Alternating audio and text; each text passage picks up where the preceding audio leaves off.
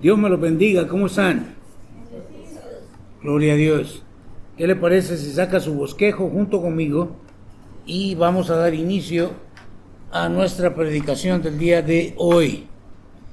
Y el día de hoy quiero hablar acerca de lo que yo he titulado La batalla es del Señor. La batalla es del Señor. Porque esta es la verdad. Aunque nosotros jugamos un papel, creo yo, importante, la batalla es del Señor. Él es quien pelea por nosotros. ¿Ok? Quiero que vayamos entonces a Primera de Samuel, capítulo 17, y vamos a estar viendo los versículos 45 al 47. ¿Ok? Primera de Samuel.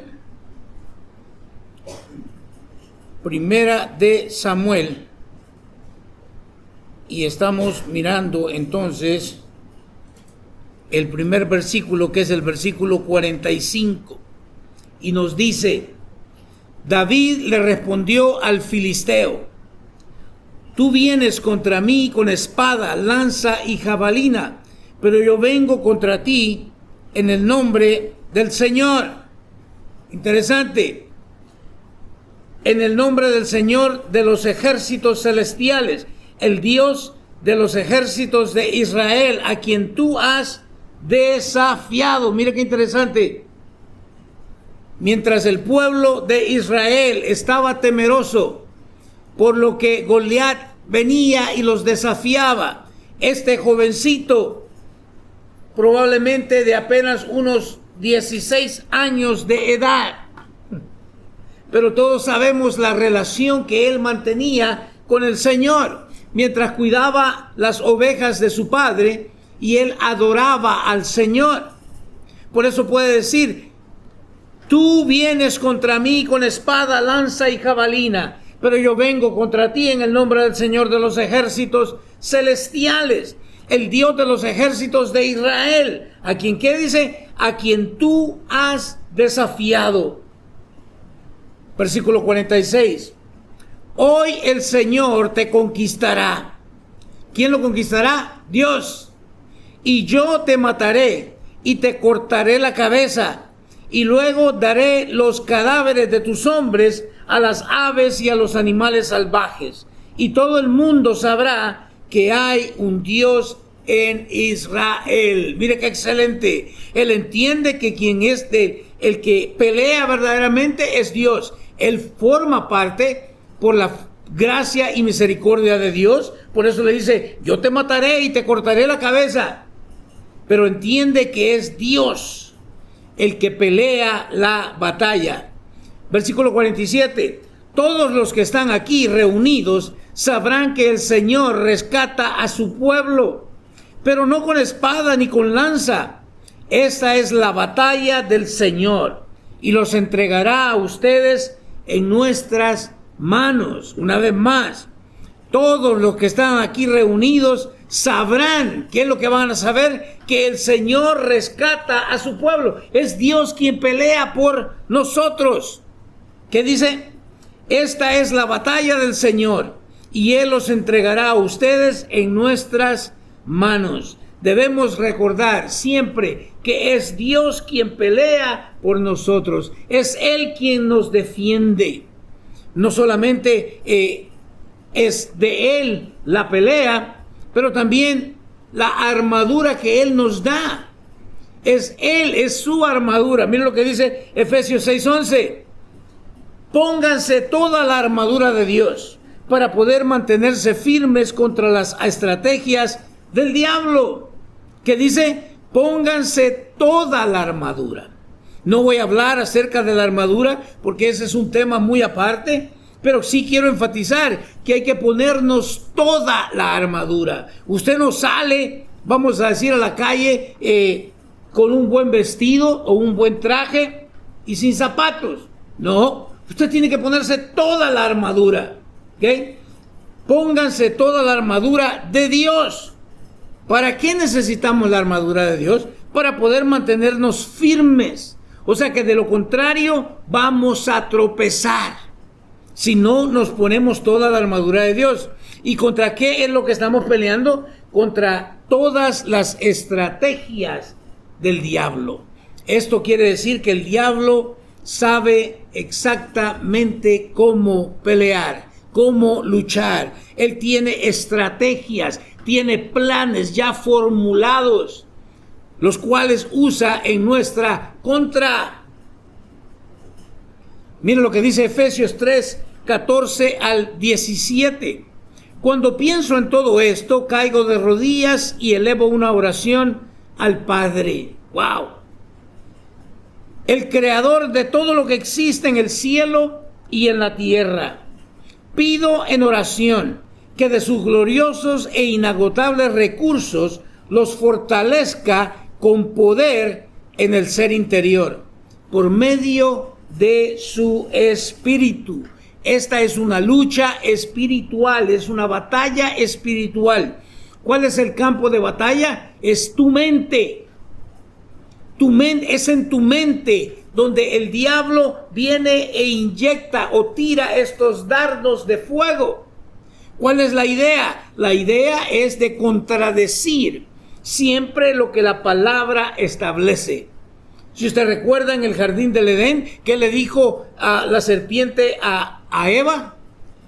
Con que Dios dijo que no comieran del árbol. ¿Qué está haciendo? Poniendo a tela de juicio lo que Dios había dicho.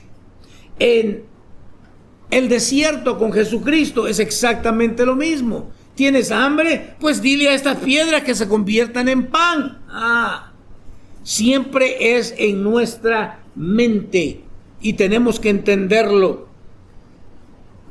Versículo 17. Entonces Cristo habitará en el corazón de ustedes a medida que confíen en Él. Echarán raíces profundas en el amor de Dios y ellas los mantendrán fuertes. Mire qué excelente. Como un comercial no pagado, yo creo que Dios nos lleva a cada uno de nosotros a determinado lugar, a determinada congregación, y al menos de que no estén predicando una sana doctrina, usted debe permanecer ahí y echar raíces profundas. No podemos nosotros andar buscando iglesia en iglesia, porque nunca vas a madurar, nunca vas a crecer espiritualmente. Dice, entonces Cristo habitará en el corazón de ustedes. ¿A medida que qué? A medida que confíen en Él. Pero ¿cómo vamos a confiar en Él si no llevamos una relación íntima, personal con Él? Si no estamos leyendo la Escritura para examinar qué es lo que Él espera de nosotros. Dice, en el amor de Dios, y ellas, o sea, esas raíces profundas nos van a mantener ¿qué? Fuertes. ¿Cuánto cristiano hay el día de hoy que no está fuerte? ¿Por qué? Porque no tienen una relación diariamente, continuamente con Dios. Segunda de Reyes, capítulo 6, versículos 15 al 17 nos dice lo siguiente. Al día siguiente, cuando el sirviente del hombre de Dios se levantó temprano y salió, había tropas, caballos y carros de guerra por todos lados. «Oh Señor, ¿qué vamos a hacer ahora?», gritó el joven a Eliseo. Aquí está Eliseo con su joven discípulo. Pero mire qué interesante, porque Eliseo es el profeta. Este joven es el discípulo de Eliseo, es el estudiante de Eliseo, pero está con Eliseo y está viendo todo lo que Eliseo hace. Muchas veces nosotros pensamos que solamente porque estamos metidos en la iglesia ya somos cristianos maduros espirituales, pero no es así. Aquí está este perfecto ejemplo de este joven. Mire qué es lo que sucede. De repente se levantan y el sirviente, o sea, este joven del hombre de Dios, de Eliseo, se levantó temprano y salió. ¿Y qué es lo que vio? Miró tropas, caballos y carros de guerra por todos lados. ¿Cuántas veces de repente no te levantas tú en un día y te das cuenta que tienes un montón de problemas por todos lados? Que dice, «Oh Señor, ¿qué vamos a hacer ahora?». Yo quiero que entienda esto. «Oh Señor, ¿qué vamos a hacer?». Como quien dice, ya está todo perdido.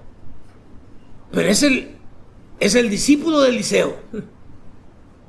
Si usted recuerda, Eliseo recibió ¿qué? Una doble porción del espíritu de Elías. Y este joven había visto todo esto. Versículo 16. ¿Qué le dice? No tengas miedo, le dijo Eliseo. Hay más de nuestro lado que el lado de ellos. ¿Escuchó? No tengas miedo. ¿Cuántas veces tenemos que decirnos a nosotros, hablarnos a nosotros mismos? Cálmate, no tengas temor. Porque el temor va a llegar a tocar la puerta de tu vida. Porque quiere controlarte, manipularte. No tengas miedo, le dijo Eliseo. ¿Por qué? ¿Por qué no debemos tener miedo? Porque hay más de nuestro lado que del lado de ellos. ¿Cuál fue el problema entonces de este joven? Estaba ciego. No tenía ceguera física, tenía ceguera espiritual.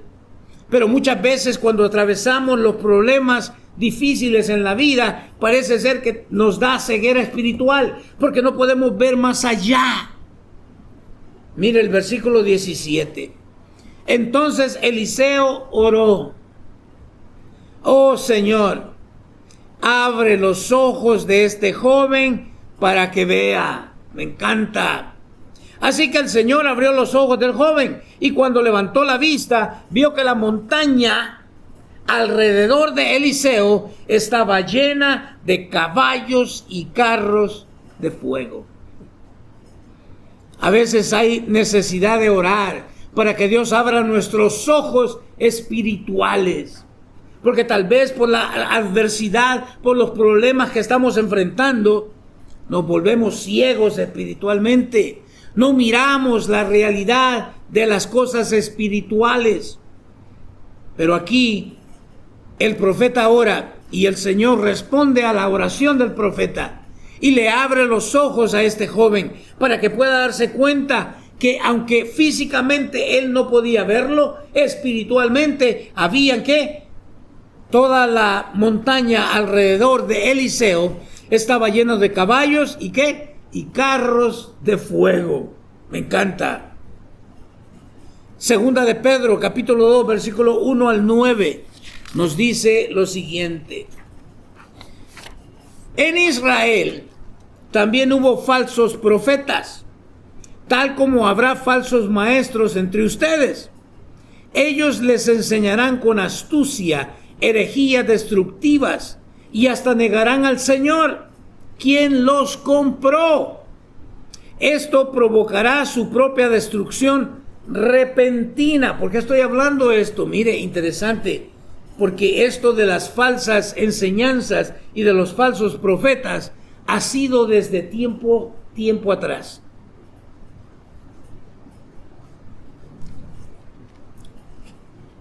Y nosotros debemos estar alerta a estas cosas. ¿Por qué razón? Porque de acuerdo a tu creencia, así es como tú vas a vivir tu vida. La Biblia dice: lo que el hombre piensa, eso es. Entonces, si yo pienso o se me ha enseñado una falsa doctrina, una falsa enseñanza, así me voy a comportar. Entonces se da cuenta de la importancia de nosotros poder entender esta guerra espiritual. En Israel también hubo falsos profetas, tal como habrá falsos maestros entre ustedes. El día de hoy entre nosotros hay falsos maestros. La cuestión es, ¿los puedes tú identificar? ¿O estás recibiendo de todo? ¿Qué dice? Ellos les enseñarán con astucia. Mire, esta gente es astuta. Pero enseñan ¿qué? Herejías destructivas. Por eso hablábamos de que no puedo yo sacar un versículo y hacer de ese versículo una doctrina. Tengo que entender qué es lo que dice todo el pasaje. Y más allá del pasaje, si va de acuerdo con toda la enseñanza bíblica. Usted podrá decir: pero es que es demasiado conocer todo. Entonces tienes problemas, porque no quieres ser un discípulo, porque eso es lo que un discípulo hace. Les enseñan con astucia herejías destructivas y hasta negarán al Señor. Mire qué tremendo. Hasta negarán al Señor quien los compró. En otra forma de decirlo, nosotros somos esclavos de Dios. Él nos ha comprado con el precio precioso de su sangre que fue derramada en la cruz del Calvario. Pero ¿qué es lo que dice? Esto provocará su propia destrucción repentina. Estos falsos maestros, falsos profetas, caen de la noche a la mañana. Segunda de Pedro 2:1-9 nos dice: habrá muchos que seguirán sus malas enseñanzas y su vergonzosa inmoralidad, y por culpa de estos maestros se hablará mal del camino de la verdad. Mire qué tremendo. El día de hoy se habla mal de la vida o del camino de la verdad. Lo estamos viviendo estos últimos tiempos. Yo recuerdo cuando alguien decía que era un pastor, un ministro, se le consideraba una persona de mucho respeto. El día de hoy, ¿qué es lo que dice la gente? Si usted dice, oh, yo soy un pastor de iglesia, eres un ladrón, te robas los diezmos, esto y lo otro. ¿Por qué será? Porque hemos permitido a estos falsos maestros entrar a la iglesia, porque nosotros no hemos aprendido a discernir la palabra de Dios. Habrá muchos que seguirán sus malas enseñanzas y su vergonzosa inmoralidad. Cuando examinamos nosotros a algunos de estos pastores o estos falsos maestros el día de hoy, ya van por su tercer, cuarto matrimonio, una inmoralidad vergonzosa. Se hablará mal del camino de la verdad. Versículo 3 nos dice: llevados por la avaricia, mire qué tremendo, llevados por la avaricia, inventarán mentiras ingeniosas para apoderarse del dinero de ustedes. Pero Dios los condenó desde hace mucho y su destrucción no tardará en llegar. Mire qué tremendo. Llevados por la avaricia, eso es lo que los motiva, los mueve, es la avaricia. Inventarán, ¿qué dice? Mentiras ingeniosas. Mentiras ingeniosas para apoderarse del dinero de ustedes. ¿Qué dice? Ven y siembra en el evangelio. Esa es una mentira ingeniosa. Pero seamos honestos, ¿quiénes caen en esa mentira ingeniosa? Los avaros. Porque les dicen, siembra $100 y vas a recibir 1,000. La avaricia te mueve a ti a sembrar esos $100. Es interesante, ¿no le parece? A mí me encanta esta cuestión. Ingeniosos, siembra. ¿Qué dice el versículo 4? Pues Dios ni siquiera perdonó a los ángeles que pecaron, sino que los arrojó al infierno dentro de fosas tenebrosas, donde están encerrados hasta el día del juicio. Mira lo que Dios hizo con estos ángeles. ¿Qué es lo que hizo con los ángeles? Los ángeles que pecaron. Ya más adelante vamos a ver cómo fue que pecaron. Espero que usted sepa cómo fue que pecaron. Si no, déjeme decirle cómo fue que estos ángeles pecaron. Y cuando dice estos ángeles que pecaron, está hablando de demonios caídos. Estos pecaron porque ellos tomaron forma de ser humano y tuvieron relaciones sexuales con los hijos de los hombres. ¿Qué hace Dios con esto? No los perdonó. Escuche, pues Dios ni siquiera perdonó a los ángeles que pecaron. ¿Qué cree usted que Dios va a hacer con nosotros si seguimos viviendo una vida pecaminosa? Si no nos interesa para nada las cosas espirituales de Dios, si ignoramos la batalla espiritual, sino que los arrojó al infierno, ¡wow!, dentro de fosas tenebrosas, donde están, ¿qué? Donde están encerrados hasta el día del juicio. Estos ángeles están ahorita ya en el infierno y están encerrados en fosas tenebrosas, pero tienen que entender que no son todos los ángeles. Otros todavía están aquí enseñando. enseñando cosas diabólicas. La guerra espiritual todavía está aquí presente, aunque estos ángeles que pecaron ya están encerrados, ya están en el infierno, esperando solamente que el día del juicio. Versículo 5. Dios tampoco perdonó al mundo antiguo. Interesante. Dios tampoco perdonó al mundo antiguo, aparte de Noé. Espero que usted sepa la historia de Noé. Y a los otros 7 miembros de su familia. ¡Wow! Piense usted por un segundo en el diluvio. ¿Cuánta gente habría en ese entonces en la tierra? ¿Millones? ¿Cuántos se salvaron? 8. ¡Uy, qué malo Dios! Con Dios no se juega. ¿Qué dice? Noé advirtió, porque antes de que piense que malo Dios, dice, Noé advirtió al mundo del justo juicio de Dios. Y por eso Dios lo protegió cuando destruyó con un gran diluvio el mundo de los que vivían sin Dios. En otras palabras, podríamos nosotros pensar justo o injusto. ¿Qué injusto Dios? No, los advirtió primero, pero ellos no quisieron hacer caso. ¿Ellos qué? Ellos prefirieron vivir sin Dios en sus vidas. ¡Wow! El día de hoy es la misma situación. Nosotros advertimos al mundo, pero es usted, soy yo el que decide si en realidad voy a prestar atención a las cosas de Dios o voy a ignorarlas. De igual forma vas a tener la recompensa a tu decisión. Versículo 6. Tiempo después, Dios condenó las ciudades de Sodoma y Gomorra y las redujo a montones de cenizas. Las puso como ejemplo de lo que le sucederá a la gente que vive sin Dios. Una vez más, por si no lo entendemos, cuando el diluvio ahora nos habla de ¿qué? De las ciudades de Sodoma y Gomorra. ¿Qué fue lo que colmó a Dios sobre la ciudad de Gomorra y de Sodoma? Fue la homosexualidad, el lesbianismo. Que no le digan, que no le cuenten. Ahora la iglesia está queriendo poner pastores o líderes homosexuales. Eso va en contra directamente de la enseñanza bíblica. ¿Qué dice? Que lo que hizo Dios las condenó y las redujo a montones de cenizas. Pero esto me llama la atención. Las puso como ejemplo.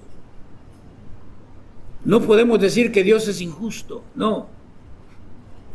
Las puso como ejemplo de lo que le sucederá. Escuche con atención, ¿qué es lo que le va a suceder a todas estas naciones el día de hoy que están a favor de este estilo de vida? A la gente que vive sin Dios. Versículo 7. Sin embargo, Dios también rescató a Lot y lo sacó de Sodoma, porque Lot era un hombre recto que estaba harto de la vergonzosa inmoralidad de la gente perversa que lo rodeaba. Mire, esto me saca a mí. Sin embargo, Dios también rescató a Lot. ¿Y qué dice Dios de Lot?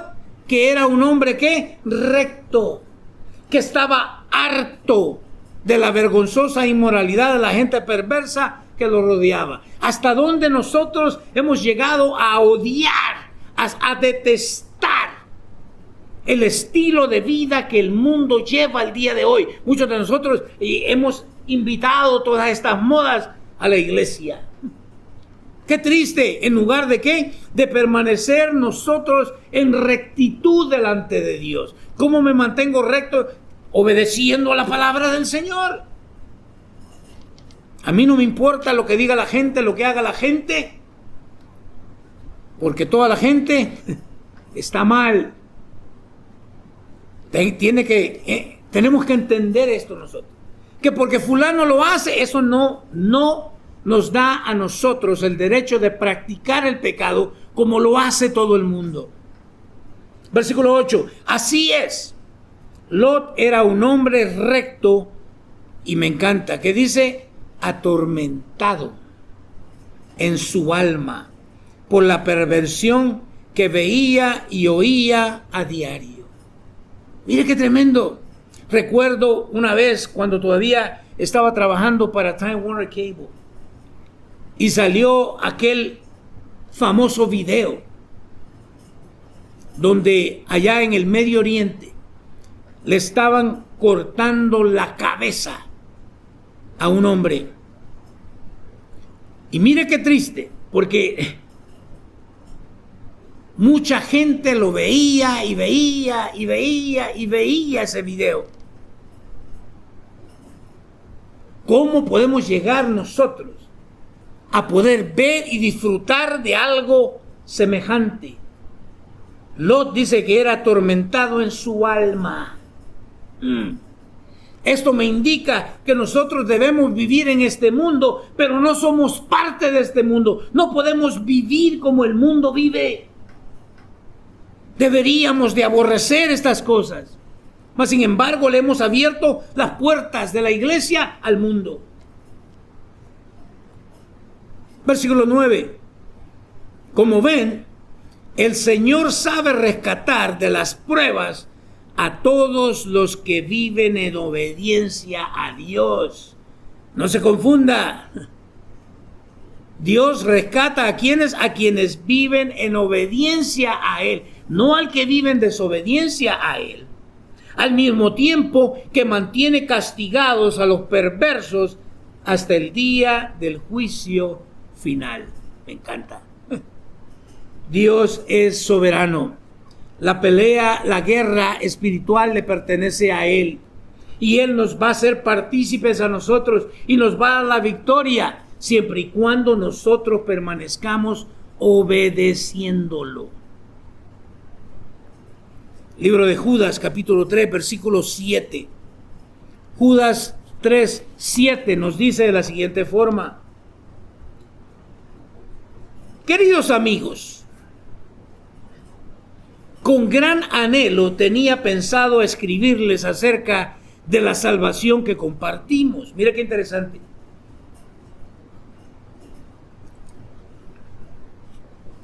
Judas tenía este gran anhelo de escribir a la iglesia acerca de ¿qué? De la salvación. ¿Y qué dice? Sin embargo, ahora me doy cuenta de que debo escribirles sobre otro tema para rogarles que defiendan la fe que Dios ha confiado una vez y para siempre a su pueblo santo. ¿Estamos defendiendo la fe? ¿Qué nos dice el mundo? No juzgues. Tú no eres juez para juzgarme. No, yo voy a juzgar toda aquella falsa enseñanza. Eso es mi deber. ¿Por qué? Porque estoy defendiendo esta fe que Dios ha depositado en mi vida. Me doy cuenta de que debo escribirles sobre otro tema para rogarles. Imagínense, yo quiero que entiendan las palabras que usa. Para rogar, no debería de rogarnos. Que defiendan la fe que Dios ha confiado una vez y para siempre a su pueblo santo. Me encanta. ¿Qué pueblo? Un pueblo santo. No un pueblo que se contamina fácilmente con las cosas del mundo. Versículo 4. Les digo esto porque algunas personas que no tienen a Dios se han infiltrado en sus iglesias diciendo que la maravillosa gracia de Dios nos permite llevar una vida inmoral. Iglesia, pongamos atención, despertemos. La condena de tales personas fue escrita hace mucho tiempo, pues han negado a Jesucristo, nuestro único dueño y Salvador. Gente se ofende cuando escucha nuestro único dueño. Yo tengo dueño. Yo no me pertenezco a mí mismo. Él es mi amo, Él es mi Señor. Pero me llama la atención que Judas, hace más de 2000 años atrás, les digo esto. ¿Qué dice?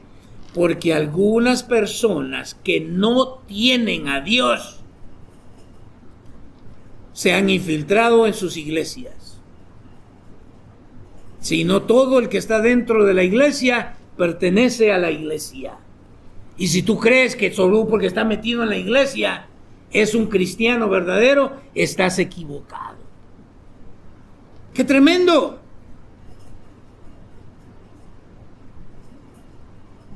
Se han infiltrado en la iglesia gente que no conoce a Dios. Pero nosotros hemos puesto el título de creyentes, cristianos, pero no lo son.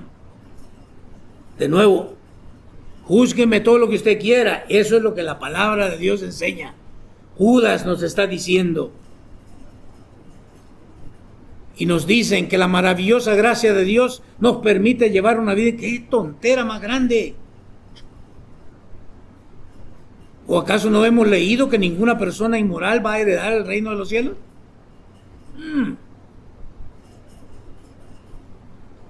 Sigue diciendo en el versículo 5. Aunque ustedes ya saben estas cosas, igual quiero recordarles que Jesús primero rescató de Egipto a la nación de Israel, pero luego destruyó a los que no permanecieron fieles. ¡Wow! ¿De dónde sacamos que nosotros podemos vivir vidas infieles y que no vamos a ser destruidos por Dios? Yo sé de dónde sacamos esas ideas. De esta gente que se ha infiltrado en la iglesia y ha empezado a predicar un falso evangelio. Aunque ustedes ya saben. De igual manera, yo igual que Judas voy a seguir predicando acerca de lo que supuestamente ustedes ya deberían de saber. Versículo 6. Y les recuerdo de los ángeles que no se mantuvieron dentro de los límites de autoridad que Dios les puso, ¿escuchó? Sino que abandonaron el lugar al que pertenecían. Dios los ha tenido firmemente encadenados en prisiones de oscuridad, en espera del gran día del juicio. Le dije, estos ángeles dejaron su cuerpo espiritual y tomaron un cuerpo humano para poder cometer actos horribles, relaciones sexuales con las hijas de los hombres.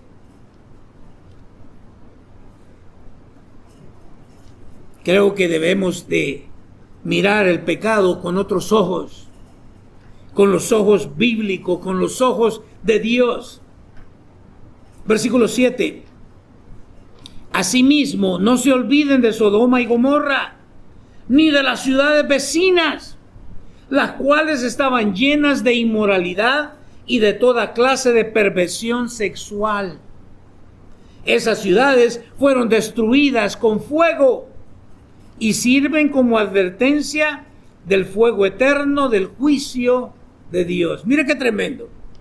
¿Cómo fueron destruidas las ciudades de Sodoma y Gomorra? Con fuego. ¿Cómo va a destruir Dios este mundo? Con fuego. Porque ya lo hizo con el agua, pero Dios prometió no volver a hacerlo. Por eso nos dio el arco iris y ahora esta gente se ha robado algo que Dios nos dio a nosotros como una promesa para promover el homosexualismo. ¡Es tremendo!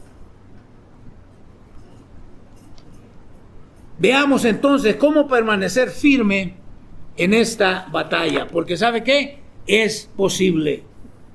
Pero tengo que entender, yo formo parte, pero la batalla es de Él. Y por lo tanto, si yo me mantengo en obediencia a Él, Él me da la fortaleza para yo poder vencer, no con mis fuerzas, sino con las de Él. No con mi armadura, mi arma, no, con la armadura de Él, la que Él me provee. Vaya conmigo a Efesios 6, 10, 17.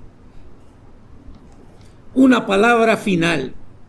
Sean fuertes en el Señor y en su gran poder. Mira qué excelente. ¿Sean qué? Sean fuertes en el Señor, no debiluchos. Ay, Satanás me hizo tropezar, me echó zancadilla. Sé fuerte. Sé fuerte en el Señor y en su gran, no en tu poder, en el poder de Dios. ¿Me lleva a qué? Debemos vivir vidas dependientes de Dios.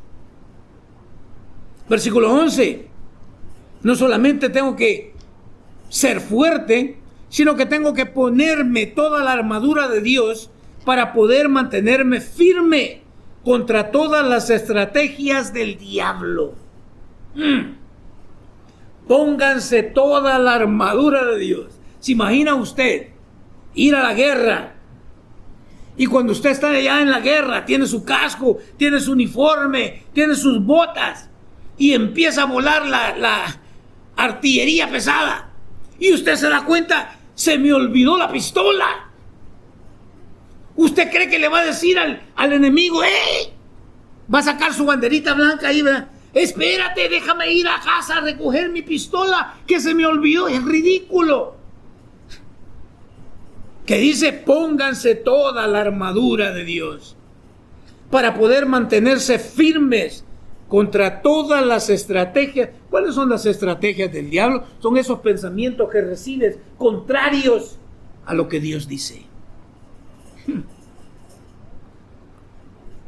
Versículo 12.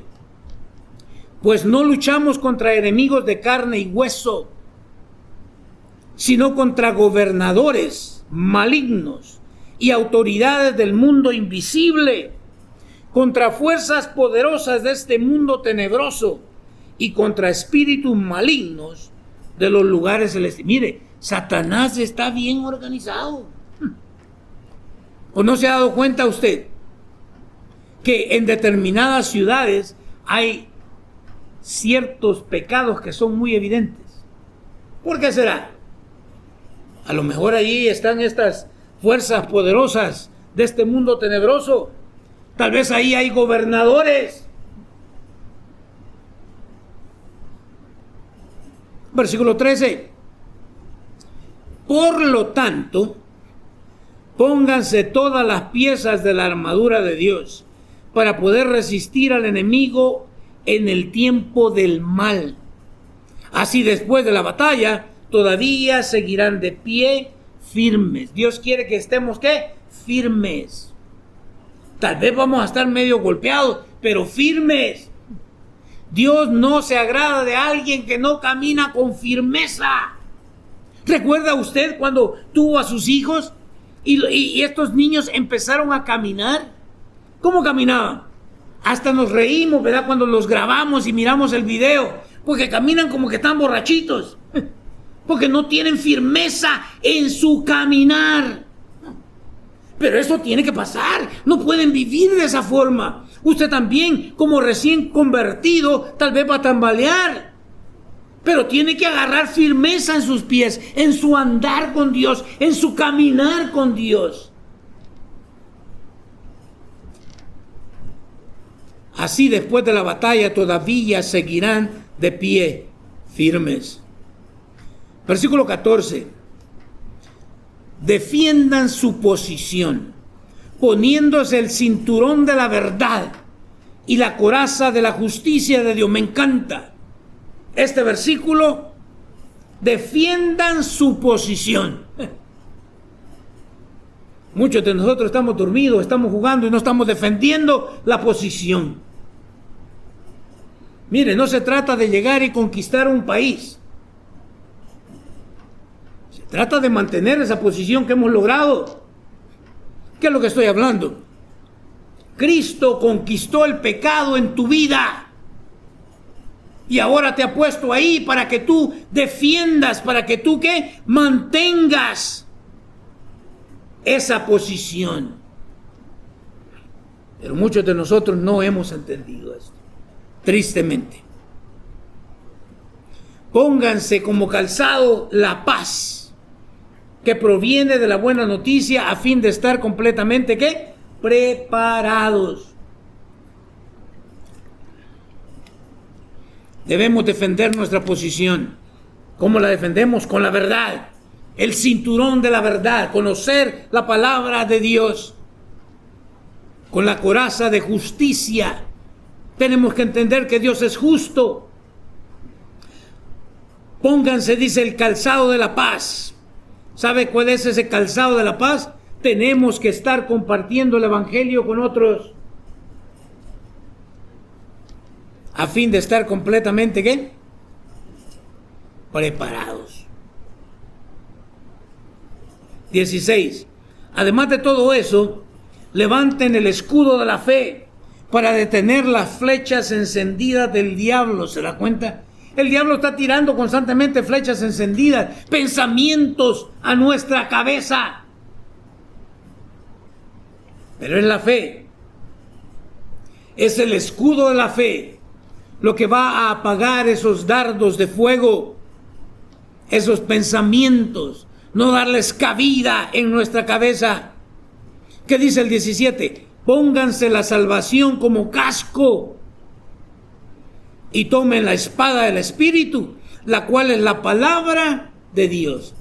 Tenemos que aprender a debatir, pero no con mis ideas, no con lo que a mí se me enseñó, no, con la palabra de Dios. ¿Se da cuenta de la importancia de saber y conocer nosotros qué es lo que enseña la palabra de Dios? Porque muchas veces dice, en mi iglesia enseña. Bueno, a mí no me interesa lo que enseñan en tu iglesia. Me interesa lo que enseña la palabra de Dios. Somos llamados a permanecer firmes. Que no le digan, que no le cuenten. Hemos sido llamados a permanecer firmes.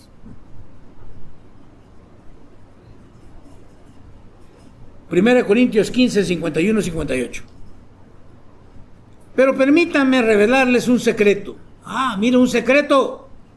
Permítanme revelarles un secreto maravilloso. Ya me llamó la atención. Quiero saber cuál es. No todos moriremos, pero todos seremos transformados. Me encanta. O sea que tengo dos opciones. O me muero, o voy a ser transformado. Porque este cuerpo no va a entrar en el reino de Dios. No puede. Se va a desintegrar todo. 52.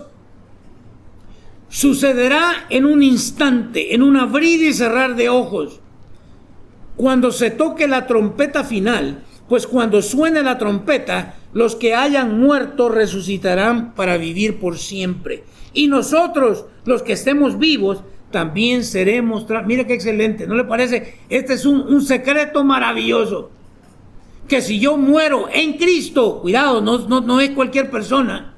Si yo muero en Cristo, cuando esa trompeta suene, yo me voy a levantar de donde quiera que esté. Así que ¿por qué le tienen miedo a la muerte?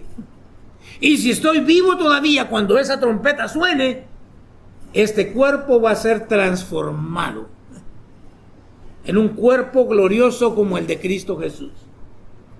Que cuando estaban sus discípulos en el aposento alto con llave, porque todavía estaban con miedo, de repente apareció Jesús en medio de ellos.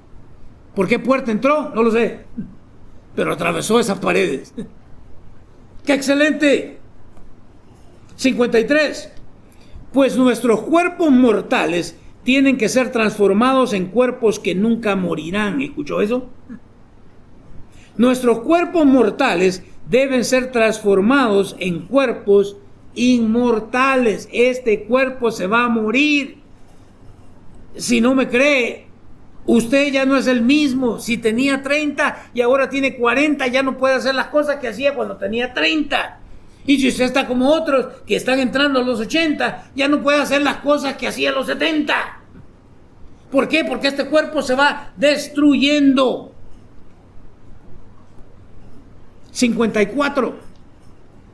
Entonces, cuando nuestros cuerpos mortales hayan sido transformados en cuerpos que nunca morirán, se cumplirá la siguiente escritura: la muerte es devorada en victoria. Me encanta. Es el último enemigo que muere, que se destruye. ¿Qué dice el 55? Oh muerte, ¿dónde está tu victoria? Oh muerte, ¿dónde está tu aguijón? 56. Pues el pecado es el aguijón que termina en muerte, y la ley le da al pecado su poder. Hemos estado viendo esto en el libro de Romanos. 57. Pero gracias a Dios, Él nos da la victoria sobre el pecado y la muerte por medio de nuestro Señor Jesucristo. La pelea es de Él, la guerra es de Él. 58. Por lo tanto, mis amados hermanos, ¿qué dice? Permanezcan fuertes y constantes. Trabajen siempre para el Señor. Mire, de ahí saco yo: el que no sirve, no sirve. El que no sirve para vivir la vida cristiana, luchando en contra del pecado, no sirve para vivir esta vida. Permanezcan fuertes y constantes, trabajen siempre para el Señor. ¿Cómo? Con entusiasmo, no quejándose. Porque ustedes saben que nada de lo que hacen para el Señor es inútil. Todo lo que yo vaya a hacer para Dios, Dios lo va a transformar de una o de otra forma para aquello que Él lo ha sido enviado. ¿Qué dice? 1 Corintios 16:13. Estén alerta. Me encanta esa palabra. Estén alerta.